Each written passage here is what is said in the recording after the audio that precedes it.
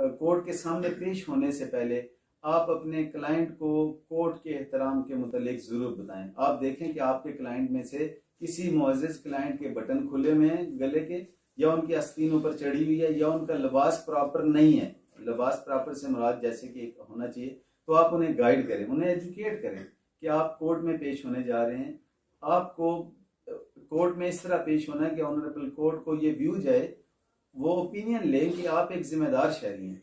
इसी तरह उनको बताएं जी कि आप बटन बंद करें, आप आस्तीन जो है वो नीचे कर लें और प्रॉपर आस्तीन के बटन भी बंद करें।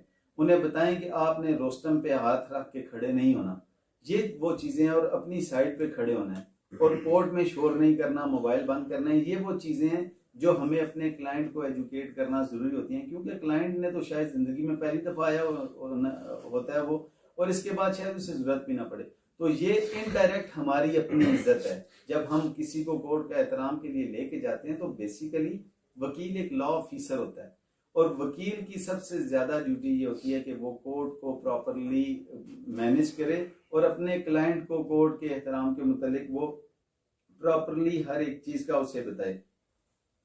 इसके बाद मैंने अर्ज किया कि जज साहब को उनके नाम से मुखातिब ना करें, जज साहब को ऑनरेबल जज कह के, ऑनरेबल कोर्ट कह के मुखातिब करें।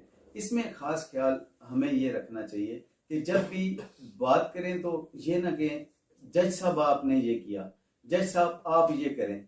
हमें ये कहना है कि ऑनरेबल कोर्ट से मेरी गुजारिश है कि ऑनरेबल कोर्ट ये करे। हमें इस बात का खुसूसी, हम सारे न्यू एसोसिएट्स हैं, हमें इस बात का खुसूसी ख्याल रखना है कि जब भी बात होगी तो अपनी ये प्रैक्टिस करेंगे, तो प्रैक्टिस से 2 4 6 10 दफ़ा करने से हमारी प्रैक्टिस में ये दुरुस्ती आ जाएगी कि जब भी मुखातिब होना है तो कहना है ऑनरेबल कोर्ट से ये रिक्वेस्ट है, ऑनरेबल कोर्ट लॉफुल फेवर करें, ऑनरेबल कोर्ट ये डिसाइड करें। ये ना कि जज साहब आप ये करें। जज साहब क्योंकि अपनी जाती हैसियत में जज साहब कुछ भी नहीं, मैं बार बार कह रहा हूँ, वो प्रिजाइड कर रहे हैं उस जो रिस्पेक्टेबल ऑफिस है उस ऑफिस को वो प्रेजेंट कर रहे हैं।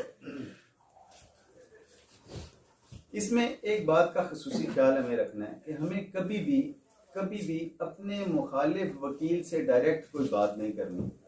जब भी हम कोर्ट में एड्रेस कर रहे होते हैं तो एड्रेस करते हुए हमने हमेशा कोर्ट को, ऑनरेबल कोर्ट को मुखातिब करना है।